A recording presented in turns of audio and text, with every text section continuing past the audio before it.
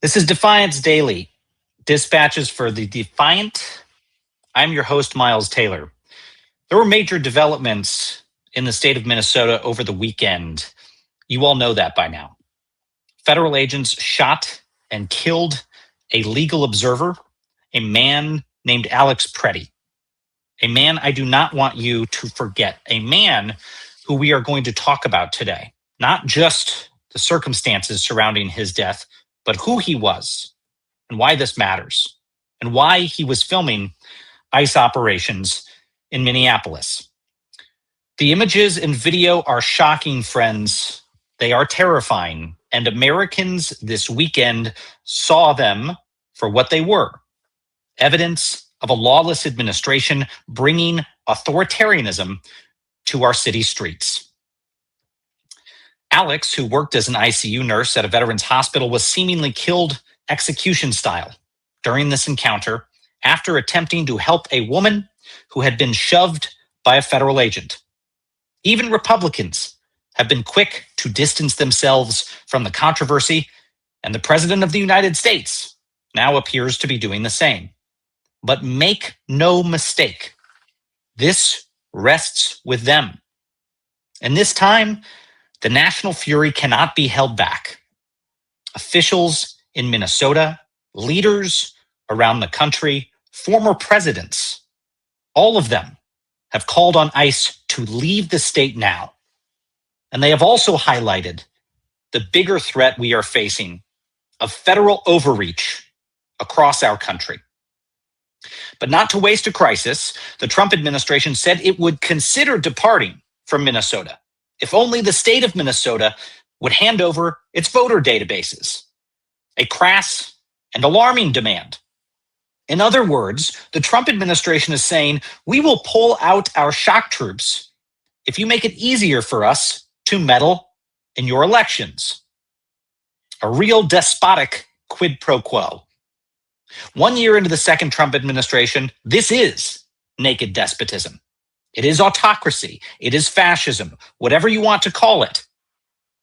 We cannot be afraid to say what it is. And I do not say that lightly. Today, we will talk about the latest in Minnesota, how the feds are responding, and what can be done about all of it, including what we are doing at defiance.org in response to this moment. And I will tell you, we spent the entire weekend, like you, watching this, but not just watching it, working on it, working on how to respond, working with other groups around this country to unify our efforts to turn this all around. With us today are Joan Blades, founder of MoveOn.org and of Living Room Conversations, and John Wood Jr. of Braver Angels, two people who have done incredible work bringing Americans from different ends of the political spectrum together in difficult times. And we wanted to bring them on to understand what they have learned in their work and what pathways they see and how people within this fractured country can be peacefully reunited.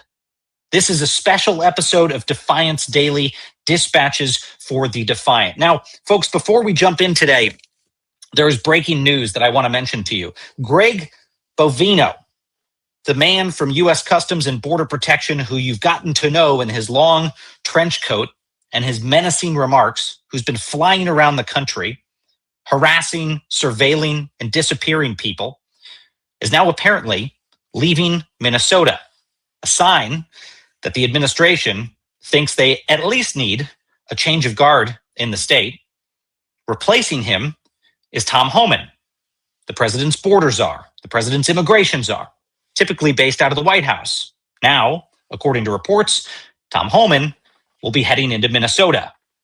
Unclear if people will see this as a dialing down or a dialing up of the Trump administration's invasion of the state. But either way, it does not look like the Trump administration is preparing to leave anytime soon. But I want to start today, before we get into all of this, before we get into the controversy, before we get into the frame-by-frame debates about what happened, to talk about the person who this happened to. We cannot forget this. This is not a video game, folks. A real human being was murdered this weekend. A real human being who could have been sitting here like you, watching this broadcast and saying, yeah, enough is enough. I need to go do something. I need to go exercise my First Amendment rights. I need to push back against these abuses of power. And for acting lawfully, and for acting peacefully, and for acting defiantly, he was murdered. He was murdered by the federal government. He was murdered by the department that I spent a decade of my life trying to build into an organization to prevent another 9/11, not to terrorize Americans in the streets. But that is what DHS is doing. And DHS and the Trump administration took the life of that man this weekend. So who was he? Who was Alex Pretti? Well, we know this about him. We know he has been universally lauded by his colleagues for his work as an intensive care unit nurse at a Veterans Affairs hospital. A man who gave his life and career to protecting those who have served our country, regardless of their political affiliation, regardless of their views, regardless of who they voted for. He protected them. He tried saving their lives. That's what Alex Pretti did. I want to show you a clip of him giving a eulogy after a death of an American veteran at that VA hospital. Today we remember that freedom is not free. You have to work at it, nurture it, protect it, and even sacrifice for it. May we never forget and always remember our brothers and sisters who have served so that we may enjoy the gift of freedom. So in this moment, we remember and give thanks for their dedication and selfless service to our nation in the cause of our freedom. In this solemn hour, we render them our honor and our gratitude.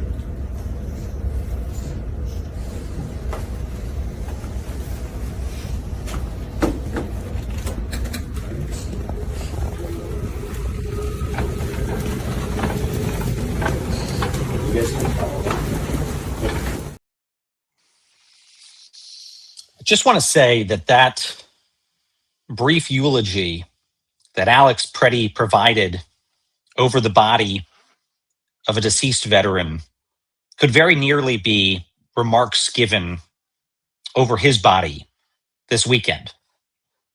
Were it not for the fact that federal agents surrounded the scene, prevented people from coming to his aid, and instead crouched over and counted the bullets inside Alex Pretti's body, rather than offering words in honor of his life and his legacy and his clear commitment to peacefully protect those freedoms that he once spoke so eloquently about when putting to rest our nation's veterans. That couldn't happen for Alex. And it wasn't just his First Amendment that was violated this weekend. At the center of this discussion is the Second Amendment. Why? Because federal officials tried to pin this man's death on him. They tried to say he did it to himself. They got up in front of the country, and I can say this without any hesitation or equivocation. They got up in front of the country and they lied through their teeth about what happened that day. They lied and said that Alex Pretti was a domestic terrorist. They lied and said that he showed up with the intent to do harm to federal law enforcement officers. They lied and said he showed up and brandished a firearm. And they lied and said that federal agents feared for their lives, which is why they had to kill him. And do you know why we know those things are lies? Because brave Americans, Alex Pretti included, documented these interactions. We won't stop talking about how important this is. But this is why people are documenting the actions of ICE. We saw it on January 7th. We saw it again on January 24th. 2 United States citizens murdered by this government, and immediately that government lying about what happened, calling them domestic terrorists, lying about why they were murdered. The only reason we know those were lies is because other bystanders had the courage to document it. This is what's happening in our country. So what was disproven, of course, by those videos was that Alex Pretti was engaged in some attack. And instead, what was proven by those videos is that his First Amendment rights were violated, his Second Amendment rights were violated, and that his right to life was violated. It's clear that Alex Pretti was a legal gun owner who held a valid Minnesota state permit to carry a concealed weapon at the time of his death.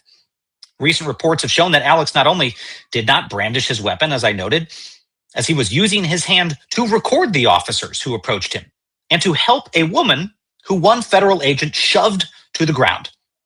And then an agent actually discovered and removed Pretti's gun from his waistband as he was on his knees and before those fatal shots were fired. The Washington Post published this video breaking the moment down, and I want to watch it frame by frame because I think it's really important to anchor our discussion today. In the following clip, we've looped it twice, so please watch closely.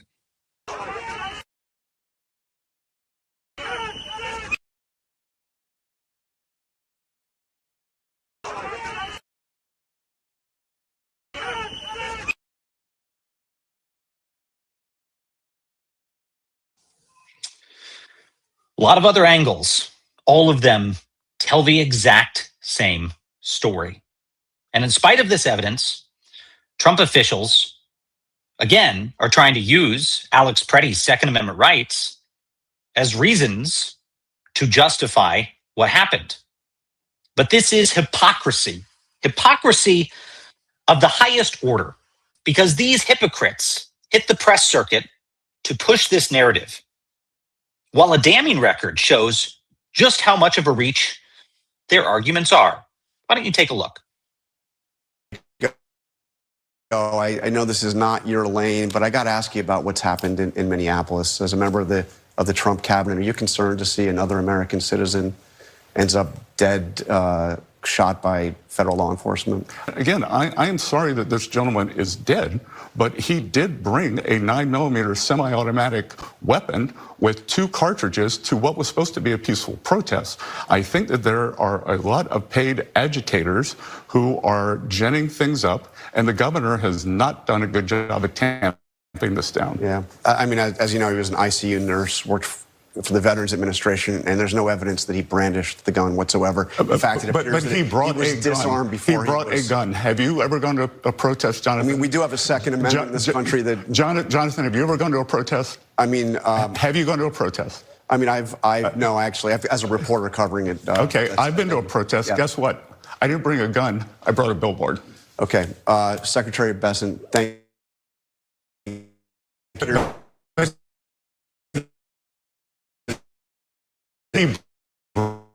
Noam stated it perfectly. You do not get to attack law enforcement officials in this country without any repercussions. You do not get to do that in Minnesota, LA, or anywhere else. No one who wants to be peaceful shows up at a protest with a firearm that is loaded with 2 full magazines. That is not a peaceful protest, and you do not get to touch law enforcement. You do that anywhere, this FBI is going to be leading the charge to arrest those. But how was he threatening Border Patrol? You've collected the evidence, you said, right? You have the handgun in your possession? That's right. And how was he using that handgun in terms of threatening Border Patrol? What was the threat? He had his camera, right? He was filming it.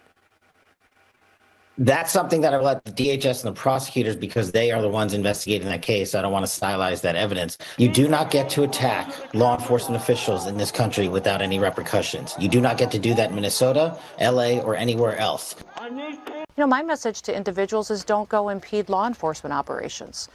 That's not legal. You're breaking the law when you do that. It's also breaking the law to concealed carry in Minnesota without an ID on you. Breaking the law to concealed carry in Minnesota without an ID on you. And again, it's back to choices. We just talked about choices. When someone makes the choice to come into an active law enforcement scene, interfere, obstruct, delay, or assault law enforcement officers, and they bring a weapon to do that, that is a choice that individual made. No, and they bring a weapon to do that, that is a choice that individual made. No. Why do the liberals and Joe Biden want our guns? Because it will make it easier for them to infringe on all of our other rights.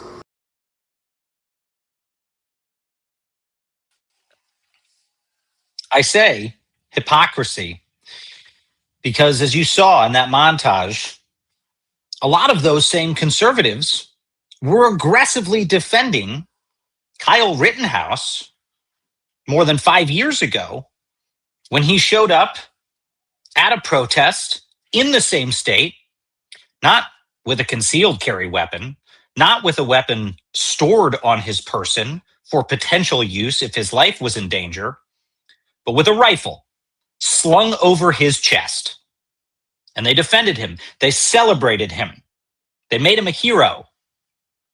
And now the Trump administration is conveniently trying to say that a man responsibly exercising his Second Amendment rights is somehow a domestic terrorist. Now, we've seen the National Rifle Association even get into the conversation this past weekend, showing how much the Trump administration's support is starting to slip, even from their own allies who cannot deny the video evidence.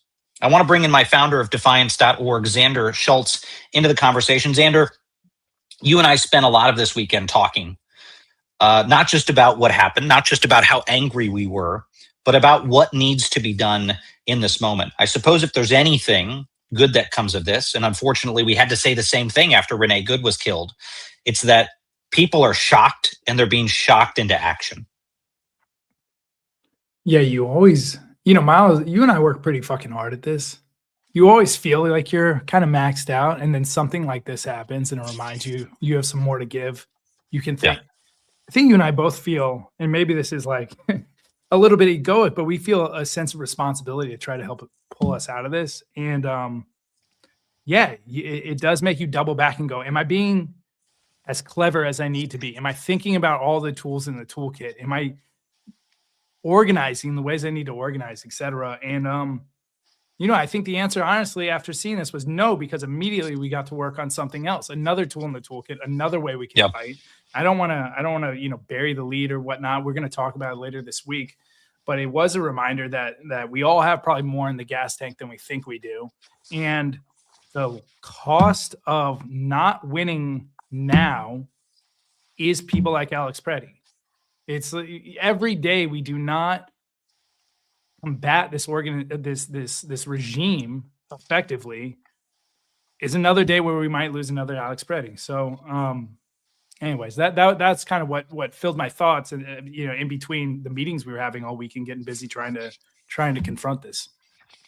Well, and I will say for folks, look, if there's anything that I urge you to do today, anything at all while you're watching this, if you didn't get the email we sent out this morning, if you're not on our email list, if you're not on our distro, just go to defiance.news. Go to defiance.news. The banner article of the day is 5 ways you can help out and stand with the people of Minnesota. And in the comments, extraordinary members of defiance.org have put other examples of things that you can do.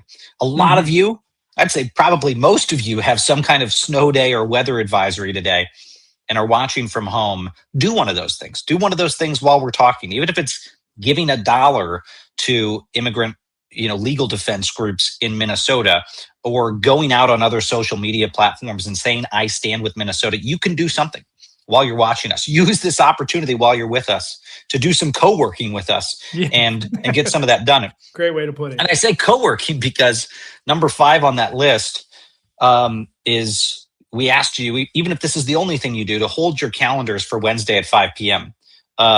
We would be announcing the thing we want to announce even sooner if we thought it was responsible.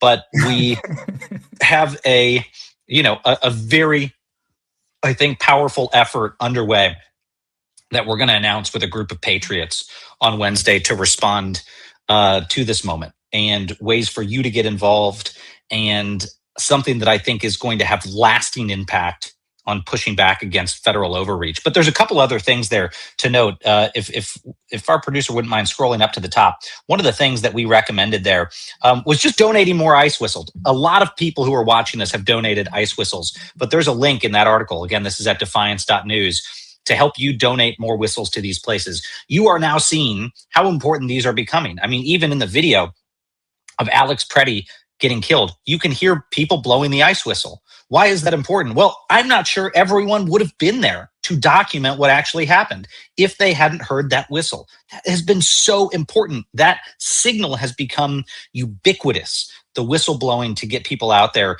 And you can help us get those to frontline communities. We've pushed, again, tens of thousands of them out there. Every penny goes towards getting whistles out the door through our partners at Task Force. So there's a link there in the article if people want to do that. Second thing that we have listed on there is helping sponsor Know Your Rights trainings.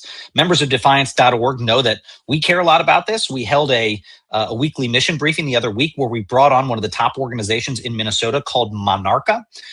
You can click that link to go contribute to Monarca. They're one of the groups that's been training thousands and thousands of people in Minnesota on how to peacefully, lawfully, and defiantly push back against ICE, to protect their families, to document the lawlessness, and they're going to continue to do that. So we've given them a grant from the members of defiance.org, but if you want to do more, if you want to support them, if you want to follow their work, go check them out. The link is in there. That's another great group that you can help on the ground. Third thing we have on there, I think, is, like I said, saying something on social media. I think that is obvious at this point. But if you haven't done it yet, you don't have to get super political. I know some of you are worried, what if I'm going to alienate this person or that person, or I run a local business? Just say, I stand with Minnesota.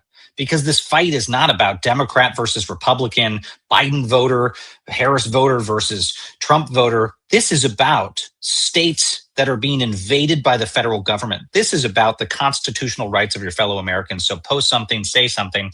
Number 4 we have on that list, give to the Immigrant Law Center in Minnesota, but there's also a number of other immigrant rights groups and legal groups in Minnesota. That's just a great one that we're familiar with. We've got the links in there. You can go support them to actually help people who've been lawlessly detained or who've been deprived of their rights in the process by ICE. They're doing extraordinary work. And then the 5th one, as I mentioned on there, is marking your calendars for this Wednesday, because we're going to elevate another group, a brand new group, doing amazing work to protect the constitutional rights of our fellow citizens and people in this country who have seen those rights violated by the federal government. So we'll be talking about that Wednesday at 5 p.m. Eastern. Sorry for that long monologue, Xander, but I wanted to make sure that we really emphasized in today's program, before we bring our guests on, that there are real concrete things people can do right now. Yeah. And before we move on, I do want to say one thing about the gun rights. I conceal carry. There's 22 million Americans that conceal carry. It's 8% of all adults conceal carry. And just for people who aren't familiar with guns or aren't part of that community, you don't conceal carry with intentions each day. That's not. It's like a phone wallet keys thing. If you're one of those people, 9mm is the caliber most pistols, almost everyone who conceals carry carries in. Carrying an extra clip is also very normal. I have one in my fanny pack also. So I just want to demystify for people who aren't familiar with that space. And I think a lot of people who are opposing Trump aren't familiar with that space. Nothing about what Alex Pretti was doing is odd whatsoever. It's a very common, the caliber of the gun, the extra clip, the carrying it on you. It truly is for 22 million Americans, just part of the phone wallet keys checklist. And I just want to, obviously there's the broader hypocrisy around gun rights and Kyle Rittenhouse. I had written down to mention Kyle Rittenhouse, but you got to it before me. I think obviously that's all true, but I just wanted to, folks understand how normal kind of what he was doing is in America. Well, and look to the hypocrisy. I mean, I've spent my career inside the upper echelons of the Republican Party. And the way that the Trump administration is talking about this is the way they all used to mock liberals for responding in Second Amendment debates, going out there and acting like 9mm is like some special sort of secret ammo, and like having 2 clips is this militaristic thing to do. They would have, if the roles were flipped, they would have said, this is ridiculous. Liberals don't know what they're talking about. They're attacking people for their Second Amendment rights. They would have gone on a whole diatribe. And like you, Xander, I'm a gun owner. I have a concealed carry permit. It's important to me. You know why?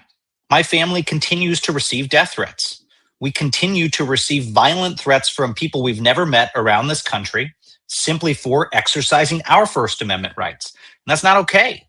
I don't want someone to approach my family and do them harm. So I carry. I do so lawfully and peacefully, like Alex Pretti was doing. And, I'll emphasize your note about key phone wallet. My favorite author, one of my favorite authors, Cormac McCarthy, he wrote a lot of books that folks know, like The Road and Blood Meridian. Read an article about him recently in Smithsonian Magazine where he said he recently passed away, but where he said he never left the house without a book and without his gun. This is one of the most famous authors in America. He didn't do Keys Phone Wallet. He did I leave with a book and I leave with a gun. Okay. And Xander, your point about not leaving with the home with intention when you're armed is really, really important. Just because Alex Pretti showed up to film something doesn't mean, as DHS agents wildly claimed, that he showed up intending to shoot or harass or violently harm federal law enforcement. We didn't see a shred of evidence of that. They've produced no evidence of that. They produced a claim, and a claim, by the way, that some people are probably personally liable for making. I would not be surprised if in 2026 you see a spate of defamation lawsuits against people who've been going out there and slandering the name of victims of some of these attacks. So anyway, Xander, I'm glad that you flagged that.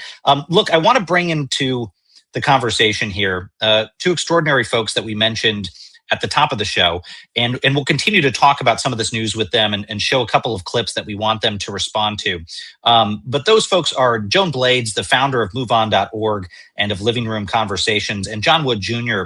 of Braver Angels. Friends, thank you for coming to the program. Thank you for coming on a very, very difficult week. I just want to first start with you, Joan, and then John, go to you and get your overall reaction to this. I mean, zoom out.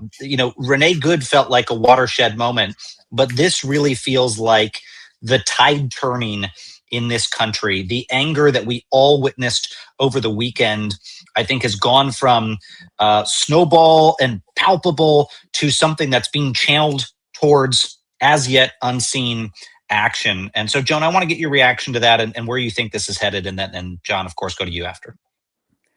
Okay. I'm a co-founder of Move On. I haven't been active in leadership there for well over a decade. So my primary focus right now is the bridging movement as a whole and how we restore relationships, because as you can see, our relationships are deeply polarized right now, and how we can own the space that we're in and restore a peaceful civil society, which what's going on right now is just, and with everything you're talking about, I'm a full-on progressive. So, my agreement with you about how you're assessing this is pretty complete from everything I've heard. And I know Move On is doing everything it can to help people in Minneapolis respond in a way that's effective, because we don't want the federal government and state government in a violent conflict, which is, where we're headed if we're not careful. And careful has not been the watchword of what's going on in Minneapolis on the federal side, from my point of view. So I'm very interested in trying to give people the tools to deal with the now and deal with the long view of how we have a healthy society going forward. I'm so well, happy. Joan, I'm glad that you. Oh, go ahead, Xander.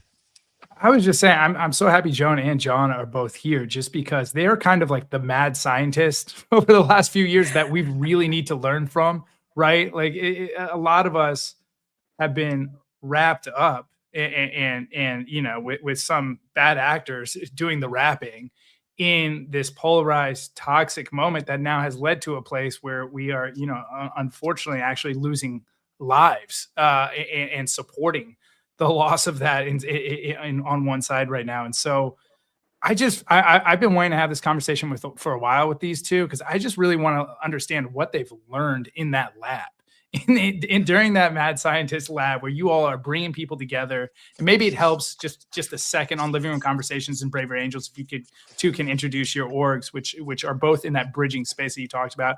And then I would love to hear, after you make that short summary, what do you think like the American people need to know that from the work you've done? Mm-hmm. John, do we want to jump to you first, and then Jen will jump back to you on Living Room Conversations? John, can you hear us? You know what, gentlemen? I don't know how well I think he's got a bad connection. Can you hear Let's me? go to Okay? Joan. My connection is not fantastic at the moment, so I'm getting choppy bits and pieces. Hello. Yeah, John, it is a little choppy right now. We can go to Joan if you want to log off and log back on. Hey, gentlemen. Okay. So in terms of what I've been learning, right now I'm actually in the process of writing an op-ed about the future, building the future we want collectively. Because if you actually get down to what most people want, is they want healthy communities, a healthy world, people being taken care of, and somehow our media environment has emphasized all the ways where we have differences and focus in on, people's fears, people's anger, which is the place where things get most shared. And so we have to own our space and say, this is what we want in the world, in our community. And right now I'm looking at trustworthy elections as one of the opportunities, because peace building requires working together with people that you don't agree with about some things.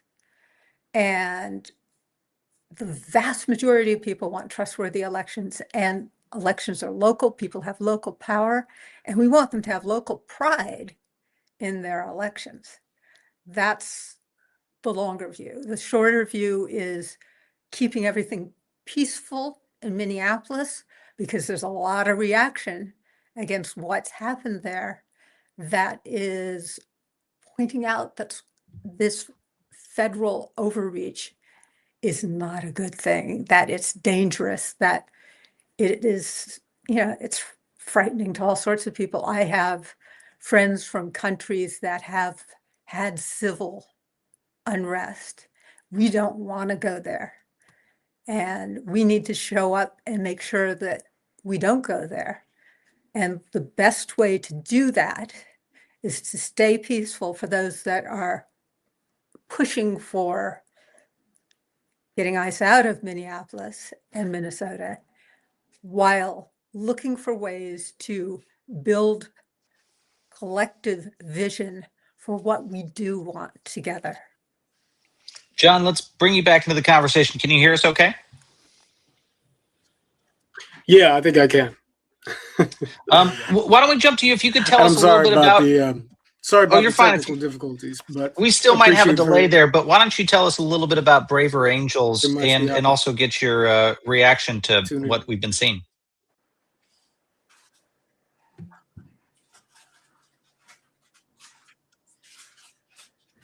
I think we might still be having trouble with John. Unfortunately. Sorry, Joan, we're putting you on the spot completely today. Okay, I'm going to brag about Braver Angels some now. Yeah, please. Braver, we've got a whole bridging community, people that are trying to take the big picture and have us working together so that we can be passing the kind of laws that we can all accept. It's, power with as opposed to power over. And in 2024 and before 2024, Braver Angels spent a couple of years they describe people as reds and blues together to talk about trustworthy elections. And they did a report with over 200 or more, hundreds of points of consensus and 3 basic principles that we can all agree to. And So they've got chapters all around the country doing this. And, living room conversations is a conversation tool that allows, because my backgrounds move on, it's like, how can we create something that's massively reproducible? And so we have over 150 conversation guides on topics that allow people to talk about whatever they need to talk about. We have conversations in troubled times, listening courageously, peace building in the United States, in addition to guns and responsibility, abortion, and forgiveness. And faith communities, libraries, higher education, and of course, in living rooms. People can have these intimate conversations, 4 to 6 people. And last year, in partnerships with All Sides, Newsweek, Braver Angels, NCDD, we had the living room conversation about political violence in our communities, because that was November 6th, not that long after Charlie Kirk was assassinated. Because, when we get down to what the vast majority of people want, is they want a functional society with a much higher level of trust than we have right now. We've been undermining our trust, and that's a bunch of work we have to dig into. And Braver Angels does beautiful work in their chapters around the country with workshops and these collaborations. We had over 600 people join the conversation on political violence in November, and that was the first of its kind, where we had, people mismatched. We now have the technology to have people, different ages, different genders, different parts of the country, different politics, mixed in such a way that they can really sit and listen to each other. The living room conversation is a listening practice where we really see each other's humanity. And from there, sorry to interrupt, John. I was just going to say, one thing I feel like you all do is you're adding back a bit of the lost infrastructure in this country, right? We had churches, we had town squares, we had all these natural places where we came together and built real relationships. And now it's interesting to hear you talk about political violence. Some of the stuff that Miles and I have been pointing out around hypocrisy, right? That hey, all of a sudden the gun rights people are against gun rights, and all of a sudden the police are getting racially profiled in Minneapolis, are in some ways opportunities and new conversations for the bridging community to work. I'm curious though, about the science behind it, right? Like the tactical, what actually, if we're scaling this nationwide, what does need to be scaled? What happens in those rooms? How do we institutionalize this so we're not kind of continuing on this path of, to your point, like the words you used, I think was rule over instead of rule with, or govern over instead of govern with. What is the infrastructure needs to be built, and how is it actually facilitated to get results? Power over, power with. Power over, power with. Thank you. As move on, I was part of the fight, right? And what I have seen is that when we win the fight, it doesn't last. When we win together, it's got staying power. If we're going to succeed, we need to come up with solutions that we can all live with and move forward with. So that's, this power game, conflict entrepreneurs, the terminology that has been used for the people that use this fight to get what they want, be it money or power. We need to reclaim our power as citizens. I'm a real believer in citizen power. The bridging movement's very focused on local, because locally we have power. If I get together with my neighbors and larger community, we have power over our local elections, and we have responsibility. And when we know how they're done and we feel good about it, we have pride in our elections. So we can do that locally in every county in this country. It's a choice we can make. Joan, I want to ask you a question. in a parting question before we get on to the rest of our news for the day. You're the perfect person to have with us in this moment, because I'll tell you what, I heard from folks this weekend, I mean, really moderate, normal Americans say very violent, angry things. And I certainly felt them. People wanting to take up arms because of what we saw. And despite feeling that level of angry inside, I've got to say to those folks, hey, listen, we got to dial it back. Can't do what the other side's doing. We got to figure out a way, as I always say, peacefully and lawfully, and yes, defiantly, to push back against this. But when tensions are so high, when emotions are so high, how do you help people see past that? How do you help turn down the temperature and keep the thing from ping-ponging and spiraling? Because we see that in civil conflict all around the world. Is an egregious thing happens that's attributed to one side of the political spectrum, and then the cycles of revenge start and they don't stop until things end extremely tragically and on mass scale. And that's not inevitable. And you're working on pressing that brake. So how do you, in the immediate, in a moment like this, turn those temperatures down? Well, I mean, I love it that you guys continue to emphasize peaceful protest, and peaceful is what it has to be for us to keep things from escalating. And then in terms of turning the temperature down, the conversations we have, conversation troubled times, it's a listening practice. And the conversations are intimate, 4 to 6 people, so that you don't require a facilitator. Basically, the conversation guide is your facilitator. And I, years ago, co-hosted in my living room, a living room conversation with the co-founder of Tea Party Patriots. He brought 2 of his friends. I had 2 of my friends. And we chose crony capitalism as our topic. And we were amazed to find out, wow, we really agree about some economic issues. And, in terms of criminal justice reform, too many people in prison, war on drugs not a success, got to use evidence-based practices. All of the people in that conversation were in agreement. And we didn't know we were in agreement till we sat down together. So, one of the reasons I'm particularly talking about trustworthy elections is because there's a place where there's massive agreement, and we need to, it's a calming space, classic peace building. You pick up something to work on together where you have a shared goal.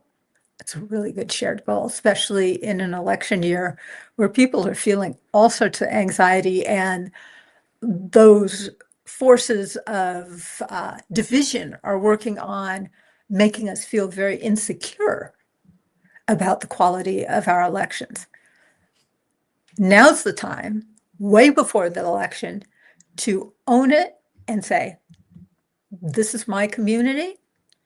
We do it right here. And this is how we do it right, because I know I care enough that I did that. And then we can actually connect people across the country, because you need to build local trust.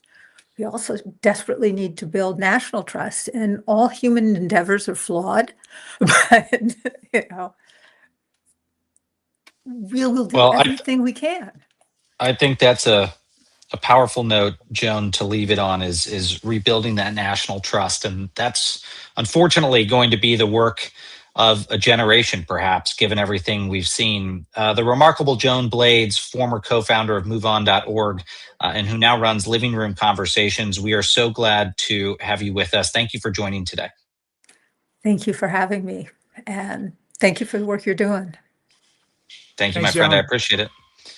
Xander, one thing that stood out to me in that conversation, as Joan was talking about that bridge building, it reminded me of something that happened a couple of years ago. I was at a gathering of a bunch of centrist and progressive groups.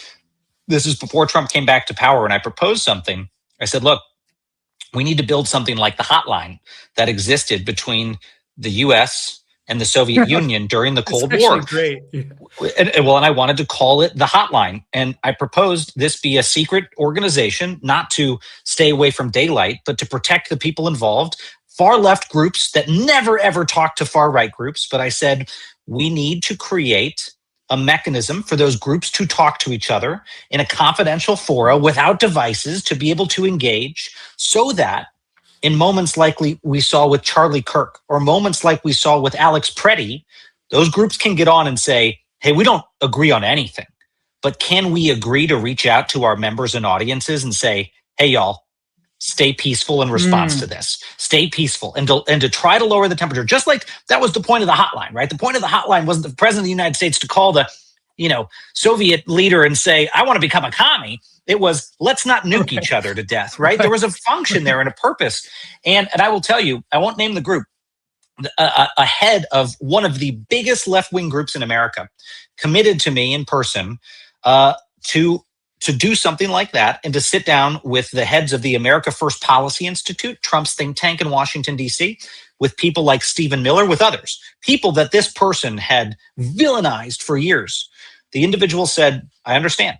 And yes, we should get those groups together so that something can be done in moments like we're in now. Now, unfortunately, Xander, that those conversations fell apart. Some people were too scared, even in private, to make that connection because the trust wasn't there, because they thought there must be a trick. This must be some kind of game to trick me into a position.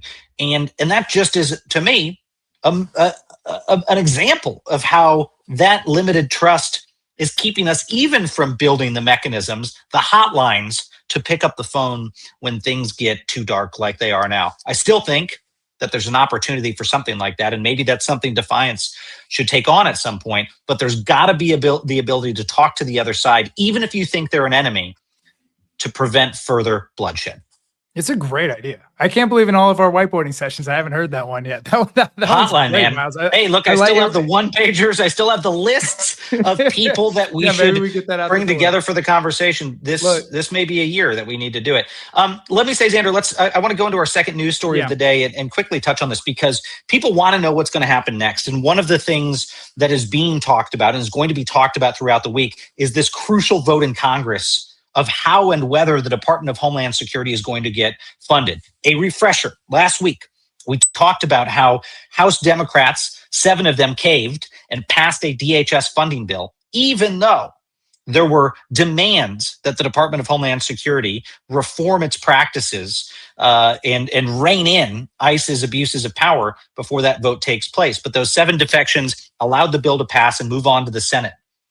In the wake of what happened this weekend, at least one of those 7 Democratic representatives who voted to push through that funding bill to give DHS its annual budget is now expressing great remorse. And that is Representative Tom Susie of New York, who posted the following: I failed to view the DHS funding vote as a referendum on the illegal and immoral conduct of ICE in Minneapolis. I hear the anger from my constituents, and I take responsibility for that. I have long been critical of ICE's unlawful behavior, and I must do a better job demonstrating that. But now, of course, the bill is over in the Senate, and it's up to the Senate to stand up and block it in hopes of applying real pressure on the Department of Homeland Security. After what happened this weekend, key Senate Democrats are voicing their newfound opposition to the bill. This includes the Senate Minority Leader Chuck Schumer, who posted on Saturday a call for fellow Democrats not to pass the bill.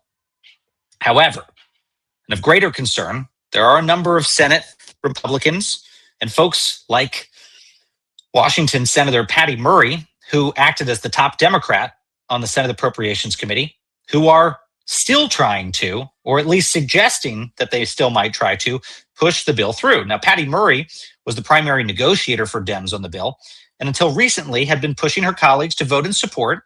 Then on Saturday, it sounded like she might be opposed. This is what she had to say: I will not support the DHS bill as it stands. Federal agents cannot murder people in broad daylight and face 0 consequences. I saw that and thought, great, I'm a former appropriator. When the person who holds the purse strings says no, that's going to put a brake on it. But at the end of this weekend, Murray posted this: Americans must be eyes wide open that blocking the DHS funding bill will not shut down ICE. ICE is now sitting on a massive slush fund it can tap whether or not we pass a funding bill.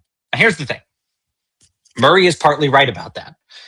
In this big, beautiful bill that was passed by the Trump administration last year, there was a massive multi-billion-dollar, tens of billions of dollars slush fund for ICE. Even if this bill does not get passed, ICE still has access to that money. But the rest of the Department of Homeland Security doesn't necessarily get funded. That's what you call leverage. That's what this president, Donald Trump, keeps doing and has done with all of his shutdown threats to try to get the other side to capitulate. In this case, I would say, again, as a recovery and appropriation staffer and as a former DHSer, this is the moment to say we are not going to fund the Department of Homeland Security. We are not going to fund the Department of Homeland Security until this is resolved. Even if that means ICE can still do what it wants to do, other parts of DHS need to be shut down. So I would urge folks, if you want to contact Senator Murray's office to let her know what you think, you can do so. You will see her number on the screen. If you want to call Patty Murray, if you want to tell her what you think should be done with regard to the DHS funding bill, you can do that. That's the phone number right there.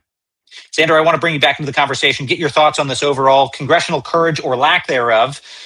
What do you think we're going to see happen? Oh, man. I don't know. I am not a good Nostradamus for the political scene. I thought Hillary was going to beat Trump in 2016. so I don't know if the past is any evidence for what the future may hold. It's that we're not going to get the numbers we need in the Senate. I think we should do everything in our power to push the senators that we need to push to do the right thing here, but they've let me down enough times. At this point, I'm probably not going to keep my hopes high, and I'm going to keep working on other interventions. Yeah. Well, I will say, before we move on to the next segment, if folks are on social media right now, there was a person who proposed a very straightforward plan, Ro Khanna. And, he's someone I disagree with on a lot of different issues. He's progressive. I'm a libertarian conservative. He proposed a bold step-by-step for how to confront this situation. Take a look at his social media post if you have a chance from this past weekend, an important one to check out. Now, Xander, I'll close today.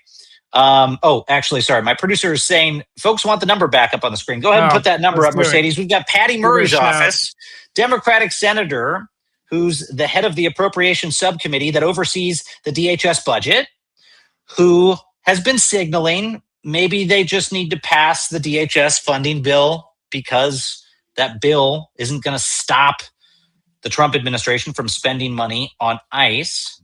My point would be, having done appropriations, we get that, Senator Murray, but by not passing the administration's budget, by not funding the wider Department of Homeland Security, there is leverage to get this administration to get its shit together. And it's time that Democrats stop, well, I don't think I can say those words. Stop acting like wusses, all right? Stop acting like wusses. Get a backbone, do something and fight. Your constituents want you to fight back, all right? They're not asking you to pick up muskets. They're asking you to pick up your voting card, go to the Senate floor and say no. So anyway, Miles, we're talking about this all weekend. We need to see our leaders put shots on goal. They don't need to score every time. We understand it's a hard fight. We understand they're underdogs in a lot of this. We don't care. We don't care. First and foremost, we eventually need them to score some goals. But right now, we're not even seeing shots on goal. We're seeing business as usual from leaders across the board. And if you want to present, you were talking, we were just talking about preventing violence. One of the ways to do that is for people to believe that their leaders and their system is trying to protect them. Right. One of the most important things we can do to prevent violence is to see leadership try things. So we know it's not on us, everyday people, to protect one another, that there's going to be some interventions. They're gonna score a goal eventually. So anyway, sorry. No, I mean, look, I'll say this. This gets to what you and I were talking about all weekend. I mean, look, I want to hope that Congress gets its act together and weak members of Congress do something about this. I'm not going to bank on it, though. I'm not going to bank on it. And that's why Xander and I spent the weekend working with state and local officials all around this country to say, you know what? If Congress doesn't do anything, we got people all around the country who want to, who have legislative authority, who have prosecutorial authority, who understand the stakes, and who are willing to act. And we're going to do something about that this week. We are going to do something about that this week. It will hopefully make a really big impact on this moment. And I said earlier today that I hoped Donald Trump's people at the White House were taking a snow day, because we were not. And we are working to hold them accountable. And even if Congress doesn't, we're going to. State and local officials will as well. That leads me, Xander, just to our final segment for today, which is on this issue of domestic terrorism. Like I said earlier, immediately after the death of Alex Pretti, the DHS secretary and DHS officials were once again, just like Renee Good, quick to identify this man without any evidence as a domestic terrorist. So was White House Homeland Security Advisor Stephen Miller. Now today, the White House held its first press conference since Saturday, and there it seemed as if the Trump administration is now trying to distance themselves from that narrative about domestic terrorism. Take a look. Mary. Thanks, Caroline. To follow on Gabe's question, Secretary Noem said Alex Pretti committed an act of domestic terrorism. Stephen Miller labeled Pretti a domestic terrorist. Does the president agree with them? Look, as I've said, I have not heard the president characterize Mr. Pretti in that way. However, I have heard the president say he wants to let the facts in the investigation lead itself. Was he alarmed to hear his top officials referring to him in that way, rushing to that judgment? Danny, go ahead. Thanks, Caroline. This is not a one-off, folks. Like I said, this happened after Renee Good. But we have seen this again and again and again of federal officials comparing protesters, comparing people exercising their First Amendment rights, comparing the people that they've killed to domestic terrorists without any evidence. This is a huge trend line. I'll take you back to October 18th of last year. In the days leading up to the second No Kings protests across the country, from the president on down, Republicans had a talking point. The talking point was those of you who were going out to protest, those of us who were going to show up at those events, were anarchists. We were terrorists. We were in the pockets of Antifa. I will remind you, a terrorist is someone who commits an act of violence to intimidate or coerce a civilian population. I strongly doubt anyone listening to me right now planned a terrorist attack at any of those rallies. And if you did, clearly you didn't succeed, because I didn't see a terrorist attack at any of those rallies. But this administration wanted to fearmonger and tell your fellow Americans that's what you were, and to scare you from going out to those events, scare you that there might be some attack, or scare you that you might be associated with that group. Why? Well, we saw it this past week. We saw it when video emerged of an ICE agent telling a woman, "Don't film me, or you're going to be added to the terrorist watch list." Not a joke. A federal agent saying that to a private citizen, executing her First Amendment rights. And remember, before all of this, before this month, before the No Kings protests in October, the administration issued an order called National Security Presidential Memorandum 7. I've been talking about NSPM 7 since the day it came out, to say, watch out, America, this is the big one. This is the administration creating the tools to designate domestic groups as terrorist organizations. Now you're seeing the administration move forward with that. But in the wake of a man being executed while he's on all fours, the White House feels like, well, maybe we should walk that back. The optics don't work. Ask yourselves this. If the video hadn't come out, would the administration have done this? I think you know the answer. Not to be outdone in their craven actions, this weekend, in response to the episode in Minnesota, officials pleaded for ICE to leave the state. And Attorney General Pam Bondi, in response, sent a letter to Minnesota Governor Tim Walz with some deeply suspicious demands, including the following. Quote, allow the Civil Rights Division of the Department of Justice to access voter rolls to confirm that Minnesota's voter registration practices comply with federal law as authorized by the Civil Rights Act of 1960. Fulfilling this common sense request will better guarantee free and fair elections and boost confidence in the rule of law. I don't know about you folks, and I don't know about you, Xander. I'd like to welcome you back into the conversation. But giving Donald Trump and his team access to the voter rolls doesn't exactly give me, what was that line, confidence in the rule of law, nor does it seem to even be a rational request to make in the wake of a man being assassinated by federal forces. The paraphrase is, "We will stop executing your citizens if we can disrupt your elections." Right? That's what they're asking. That's essentially the request coming from the Trump regime. Appreciate them all of a sudden being wait for the facts people. Miles, in your experience, Trump, big wait for the facts guy. Yeah, just really trust but verify sort of behavior coming from the White House all the time. Got it. Cool. Right. That feels in line. I don't know. Like it's so easy to jump towards pointing out the hypocrisy. I don't want to. I just want to beat these guys. I'm going to do DTC. We are going to beat these guys. This whole gaslighting, you can't trust your eyes, 1984 bullshit does not work, will not work. It's going to embolden more of us. We will fight. We were coming from a pretty comfortable lifestyle as Americans, for the most part, I'm generalizing, and not ready to fight an authoritarian regime right away. But we're getting the engine rolling. We are going to defeat these guys. This doesn't work. We all have fucking eyes and ears. We saw what happened. We saw what happened with Renee Good. We saw what happened with Alex Pretti. We don't believe it. A lot of their this tactic, it reminds me a little bit of the Nixon administration with their war on drugs. There was an aide that came out. I'll read the quote, actually. The aide said, "We knew we couldn't make it illegal to be either against the war or black. But by getting the public to associate the hippies with marijuana and blacks with heroin, we could disrupt those communities." That's what they're doing with this domestic terrorism label. They're just trying to create a sense that there are dangerous people within this resistance movement that you can't stand with, that you'll be criminalized if you do stand with them, that are illegitimate, that are disruptors. And luckily, we have history to pull from. It's bullshit. It was bullshit then. It's bullshit now, and we're going to win this fight. I can't beat that, Xander. I can't beat that. You're absolutely right, my friend. Let's take some questions from defiance.org members, and I'll jump into the chat here. I see Quiet Piggy asks, is Pam Bondi unintelligent, or does she have no discipline, or both? Quiet Piggy. The name's Quiet Piggy? The name's Quiet Piggy? Yeah.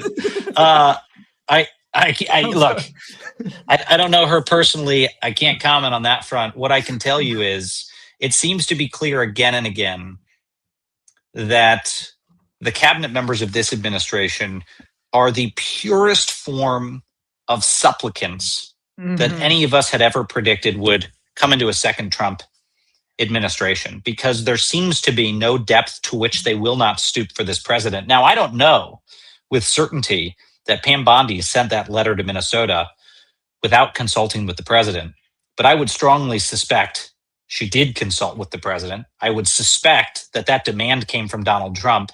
I would suspect that in his quest to save face but get something, he said to the Justice Department, why don't you find a way to insert yourself in their elections, and that'll be the trade. We'll take ICE forces out.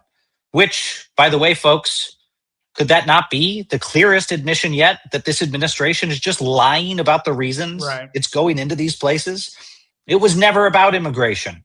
It was never about Somali-run kindergartens and accounting discrepancies at Somali kindergartens that required 3,000 armed U.S. forces to enter the state. It was never about those things. It's all about power. It's all about leverage. It's all about Donald Trump.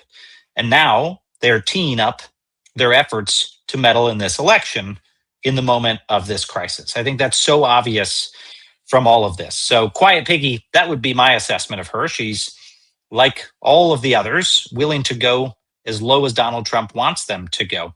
Let me throw one at you, Xander, from the chat here, which is, when are we going to, it scrolled down. Every time it jumps, hold on, you take one. Every time it jumps down on my screen. Here's one. The screen is stable. Tamara Johnson says, is there a way to take back the slush fund? From ICE. Xander, I think you were planning to go ask for the money back, right? I was just going to steal it. It's in a bucket somewhere, right? In DC. That's right. Over and take it. Yeah. I mean, I will say there is an answer to that. Yes. Yeah. Tamara, I'm glad you asked that question. The answer is Congress needs to rescind it. And that's one of the things on Ro Khanna's list is, it's one of the things he posted this weekend. I'll pull it up is, he mentioned Congress needing to take a vote to rescind those funds. I don't know if there's the votes right now because, again, this is the Congress that passed it. Republicans have a thin majority. They're very unlikely to rescind Trump's big, beautiful bill. But if Democrats win in the midterms, bye-bye ICE money. Yeah. Kiss that money bye-bye. Now, the president surely will try to veto it. Then it's got to go back and it's got to get a 2/3 majority vote. But here's the thing. If you would have asked me a month ago, I would have said there's not a 2/3 majority vote in the Congress to overturn that money given to ICE. But given what we're seeing, I think even some red states, you are starting to see the tide turn. There may be votes there. There may be the possibility to reel this back in. And I will say, I'm going to criticize Democrats for this. You heard almost nothing about ICE funding when it came to the big, beautiful bill. Almost nothing.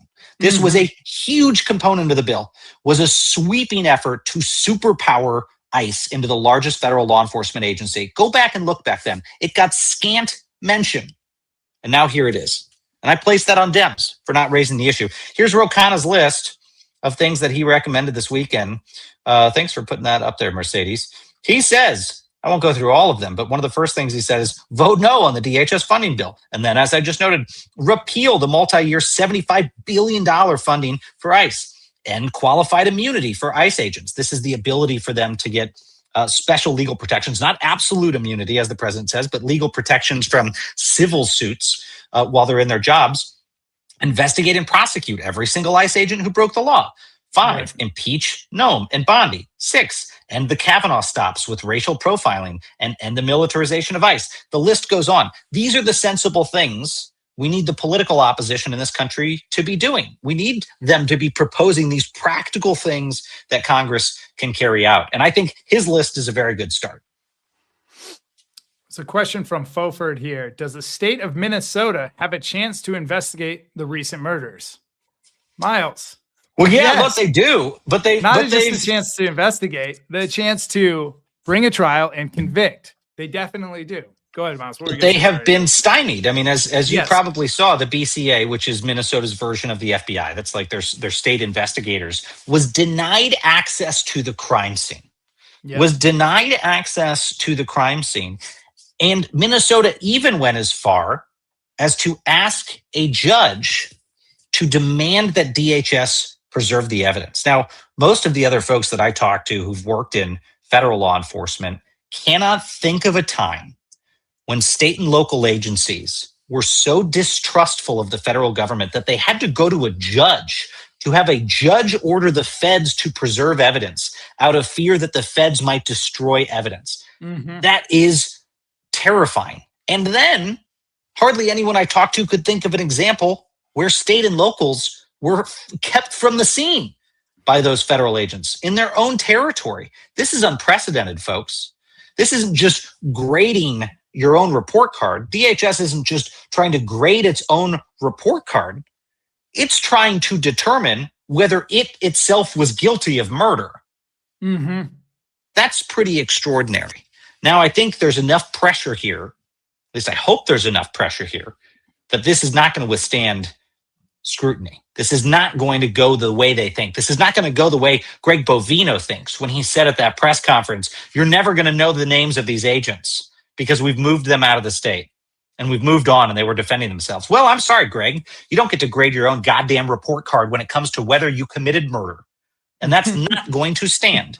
So I know that authorities in Minnesota are continuing to pursue this. I know that prosecutors in Minnesota are continuing to pursue this. And by golly, folks, if all else fails, we will continue to pursue this once this regime is gone. This is not going away. This is not going away. People are not going to get away with this. And I think that's one of the messages for today. In the long run, people are not going to get away with these crimes. And in the short run, there are actually quite a few levers we have to make sure that we don't have to wait for the long run to pan out. Xander, what are your thoughts? God damn, Miles Taylor. I like when you talk like that. I got goosebumps. He likes it. That's why we're friends. We just gas each other up. Yeah, just get fired up so we stay awake till like 2 a.m. starting new things. All right. I think you laid it out well. There are so many tools in our tool chest. We're just not used to using them, to your point, because all this is unprecedented. We're not used to not receiving intelligence from Europe because we're threatening war against them. I was thinking, Miles, we should have a impeachable offense alert, just banner for this show, because it comes up so frequently, and maybe a graphic and a counter of some type. Because it is almost every time we do this program that something like this comes up, that you're like, in any normative time, that's the end of your presidency. Anyways, I mean, you know what? I love that idea. I love lists. I love lists. I love tracking this. The accountability is really important. There's a lot of people that we work with in this space that have been keeping trackers to make sure, things don't get lost and that justice is served ultimately. And that's good. But that impeachable one really tugs at my heartstrings, Xander, because I'm still amazed that Donald Trump was rightfully impeached for his conduct in Ukraine, basically trying to withhold federal funds to create a quid pro quo.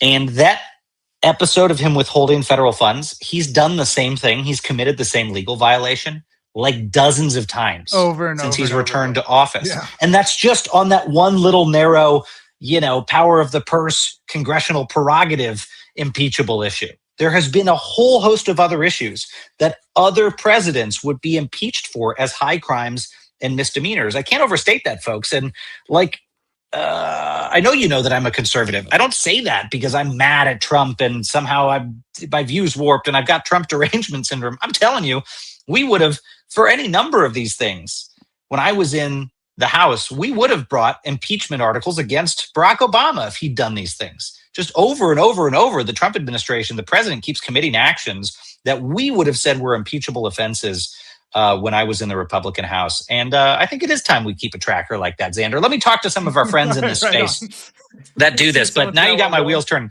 Let's go to the final segment of the day. I know we did this a little bit in reverse, taking questions, but every day we do have a segment. Before you move on, Miles, did you see Mercedes' note to us? We'll never have anything else up on the screen if that's the case. If we get the tracker going. This whole show will just become a scroll across the screen of Donald Trump's impeachable offenses. We joke, guys, but we don't forget. Who's joining the Defiance? I love this segment every day. We need to end the day with some good news. And as much as the Trump administration wants to place the recent murder of Alex Pretti along party lines, some Republicans are refusing to give in to this narrative. And today, Chris Medell, a Minneapolis lawyer and registered Republican, ended his campaign to run for governor of Minnesota in defiance of DHS's violence and terror against the people of Minnesota. Take a look. But today, I announced the end of my campaign.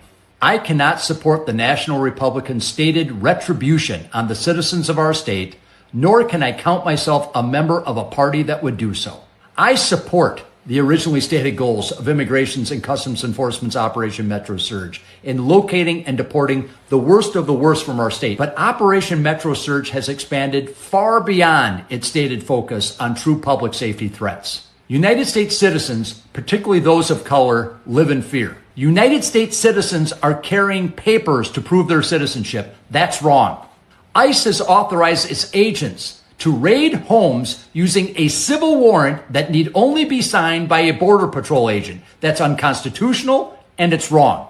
Weaponizing criminal investigations against political opponents is unconstitutional, regardless of who is in power. And I have read about and I have spoken to countless United States citizens who have been detained in Minnesota due to the color of their skin. I personally have spoken to several law enforcement officers, some Hispanic and some Asian, who have been pulled over by ICE on pretextual stops. Driving while Hispanic is not a crime. Neither is driving while Asian. At the end of the day, I have to look my daughters in the eye and tell them I believe I did what was right. And I am doing that today. Rock and roll, Chris. Well, welcome to the Defiance. We're glad that you said what you said. You're sending a message and you are setting an example. That's it for today, folks. Thank you for joining. And look, I hope you'll stick with us all week.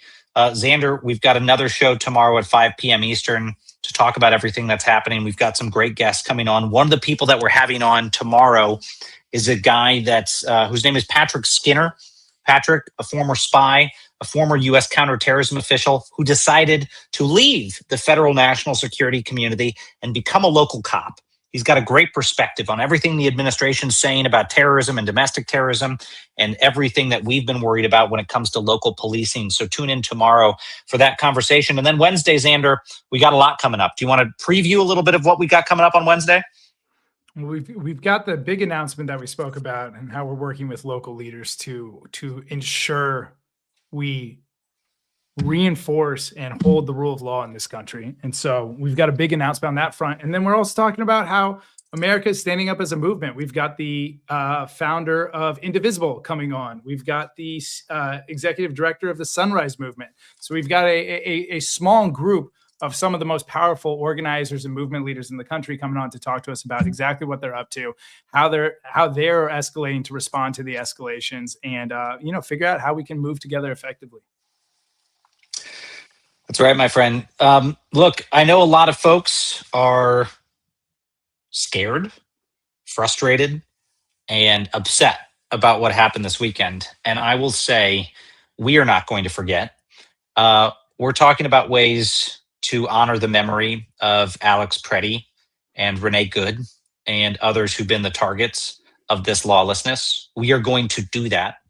And we are also going to respond to the requests that we've gotten all weekend from members of defiance.org to go hard right now, lawfully, peacefully, and defiantly, but to make sure that in the memory of those people who've been killed unjustly, that we do something about this. And mark my words, we will, and we are. So with that, let me say, as always, stay loud, folks, stay brave, and stay together. Thank you for joining. We'll see you tomorrow, 5 p.m. Eastern.